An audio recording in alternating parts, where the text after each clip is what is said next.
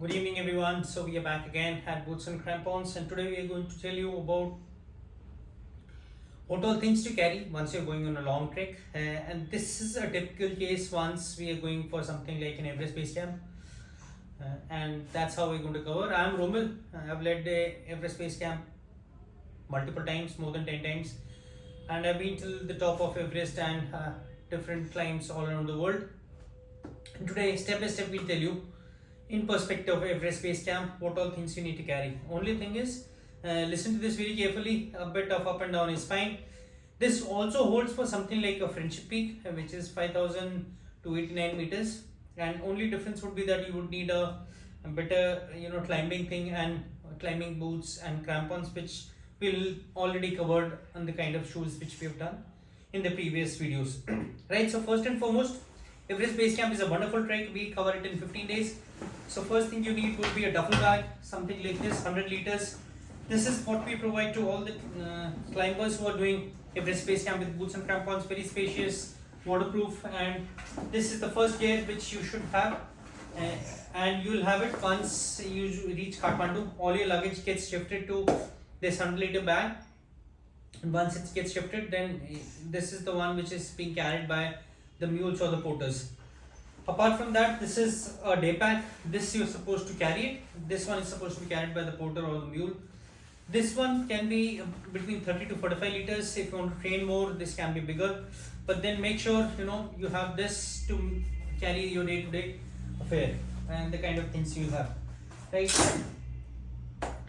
So let's start on the kind of gears you will be having for the Everest Base Camp. Everyone is supposed to be carrying these. First and foremost, your shoes. The most important part of any trek, I feel personally, is your boots.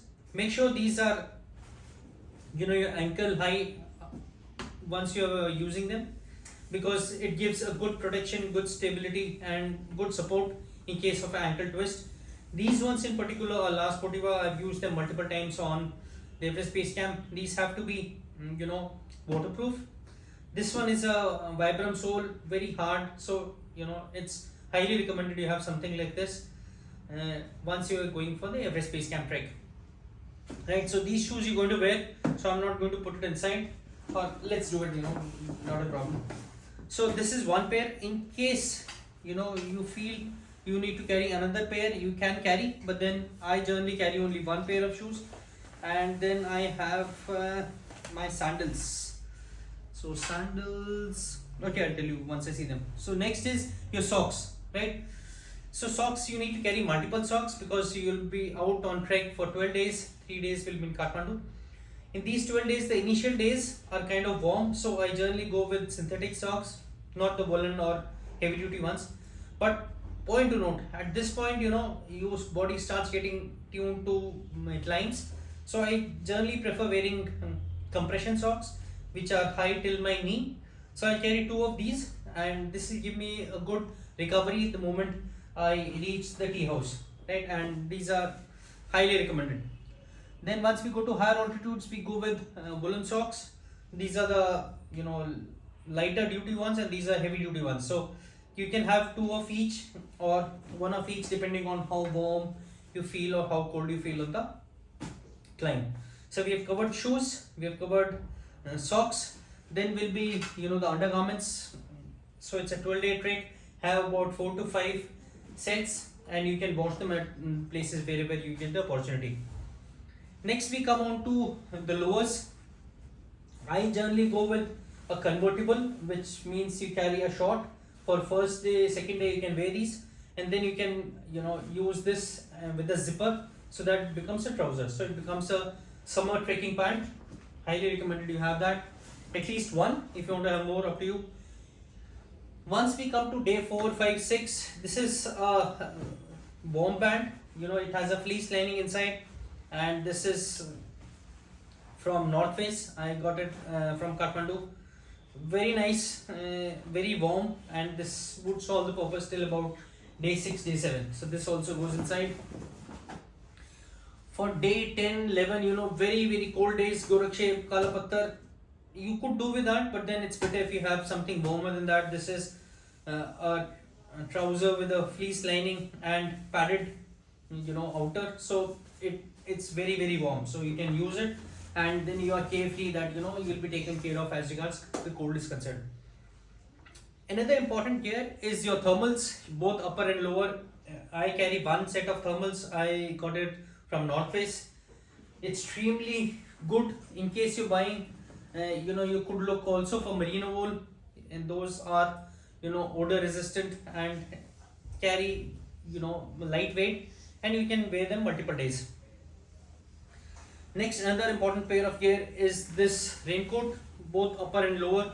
This is again from North Face, and beautiful set. You never know, once you may require, whenever you may require, you can use it. It's a dry vent, very lightweight, and you have to carry it maybe in the day pack in case the weather is such. Otherwise, during non rainy days, you can keep it in the duffel bag and carry it.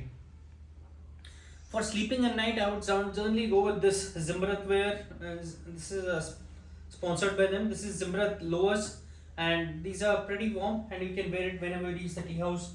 No need to have multiple ones. You can have maybe thermal or this or fleece pant based on how much your load is there. Next I come to is a base layer. This is the lower base layer and the upper base layer. So whenever we're going for any trek, you've got to prepare for the worst days, the most cold days. So that is the time you'll need a base layer, you'll need thermals, which we have already kept it inside. You'll need a t-shirt, and then you will need a fleece. And these are the kind of t-shirts which I prefer. These are dry fit t-shirts, full sleeves, to protect from sun, and these are extremely good because they don't hold the sweat once you're walking, because daytime, most of the time you'll be in t-shirts. It's good to have 4 pair of t-shirts, 4 sets of t-shirts, and these will be good. Other thing which you would need is that this fleece jacket. And if you ask me, this is my favorite gear. Something like a fleece jacket like this, mountain hardware, this is extremely handy, and most of the time you will have this. So a fleece jacket is one which protects you from light cold conditions. So daytime, whenever you're going from one camp to the other or one tea house, you need to wear this. And in case of slight cold, you take it out, wear. In case you feel warm, you remove it. Good part with them is that these have chains here, and this zip, if you open it up, you will have good ventilation both the sides. And this way, in case of hot conditions, you can zip down and use it. So it's very handy and very good piece of gear that you should be having. And for first 4 or 5 days, only a fleece jacket would do. But once you cross Dingoche and all, you might need a heavy jacket or a layer inside the fleece. As you know, mountains, the main important part is layering. So it's not that you wear one heavy jacket and don't wear anything underneath or a light t-shirt inside. Important is that you wear in layers, so that the moment you start feeling warm, you start removing one by one and put it inside your day pack. In uppers, the last portion is this down jacket. As we have covered different types of jackets, this is a wrap jacket. Extremely good, very warm. So something like this would definitely be needed once you're going Kala Patthar. The temperatures could really dip, and we have seen water bottles freezing, and you would only bank on thermos. So this jacket you should be having once you're going for Kala Patthar, or maybe an island peak as well. So this is, you cannot do without this once you're going for island peak. Kala Patthar you may still be able to manage with a lighter or some other jacket, but then this 7,000 meter ramp would definitely keep you warm, and believe me, you don't want to feel cold once you're going for Kala Patthar or such climb. Next is a pair of gloves. Generally I carry one light base layer of gloves, something like a black diamond, and then wear a heavy one on top of that, which recommended is that they should be waterproof, because in case of rains and all, it will be a problem. Next is your sun hat. You cannot skip it for sure, because sun hat is something which will give you all round protection from the sun, from sunburns. So definitely it's a must to have. Apart from that, you will have this puff. So this is a neck gaiter, and this is again merino wool, very warm, so you can wear it around your neck once you have to go for a climb and you're feeling cold. So this is again, no options but to have this once you're going for extreme cold climbs. This is a woolen cap. You can have a beanie or something, but then I love this. This has been with me since 2018, and last 5 years all my major climbs have been in this, and these are pretty warm. Similarly, on very cold days you can have your down jacket, hoodie, and wear that. Apart from all this, you definitely need goggles, because harsh sun. The goggles which you have to buy have got to be Cat 3 or Cat 4 Polaroid glasses, and any decathlon or any normal ones which solve the purpose will be able to do it. Next important thing you need to carry is a thermos. One small thermos would be enough. Apart from that, you need filter water bottles. Without this, you cannot move ahead, because these are filtered water bottles. At times we've seen people struggling, not from our group, but then otherwise because of waterborne diseases. So don't compromise on these, because this has a filter and that filter will protect you, and you can fill any water based on this. This is from a brand called Pani, 750 ml collapsible, lightweight, highly recommended. Apart from that, you need tissue rolls, for your daily affair. Plus, you also need a toilet bag, and these toiletries you need would be moisturizer, lip balm. You need a sunscreen, toothpaste, brush. Carry small ones, because don't want to carry any extra weight. Headlight, definitely, if you want to do Kala Patthar or in general also, then headlight with spare batteries you need to carry along with you. Other things I would say is that you need a plug for charging all your mobile phones or your Kindle, anything which you want to carry. Carry cables. I carry a C-type cable, iPhone cable, and these are GAN charger, so it charges very fast, and it's all paid en route, so it's better to carry a fast charger. Phones. Apart from that, your battery bank, again it's recommended you carry one or two depending on your consumption. A credit card or a debit card which is working there, and then you also need these warmies. These warmies in case you feel cold or have had issues wherein some team member hand getting blistered. So it's recommended that you carry something like this, which will be used only in case of emergency. Apart from that, you also need a first aid or a medical kit, which we link of that we'll share in the description. You can go through it, and it's absolutely important. So this was in general. Your duffel bag has to be all these things you need to carry.